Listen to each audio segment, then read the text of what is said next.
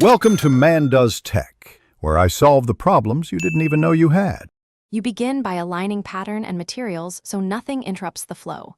Place fusible interfacing on the outer fabric and fuse per manufacturer directions to stabilize the shape. Once fused, cut the Hummingbird outer and lining pieces precisely, keeping seam allowances at 0.5 cm. Pin the beak and eye placement marks.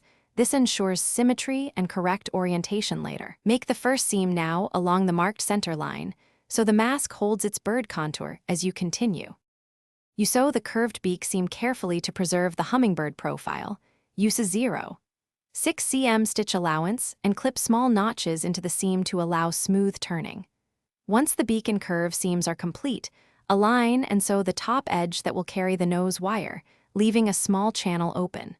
After that, stitch outer and lining together at the lower seam, but leave a gap for turning. Make sure to backstitch at stress points so you don't lose shape under tension. You turn the mask carefully so the Hummingbird curve pops into shape, then press all seams flat to set the silhouette. Insert the nose wire into the prepared channel and top stitch at 0.5 cm to lock it in place while closing the turning gap. Attach ties or 6 mm elastic, knotting or securing ends so they don't slip. Fit the mask, adjust tension for seal and comfort. If the beak puckers or fit is off, loosen top stitching, reseat the wire, and repress before final stitches. Thanks for watching. If you found this helpful, don't forget to like and subscribe.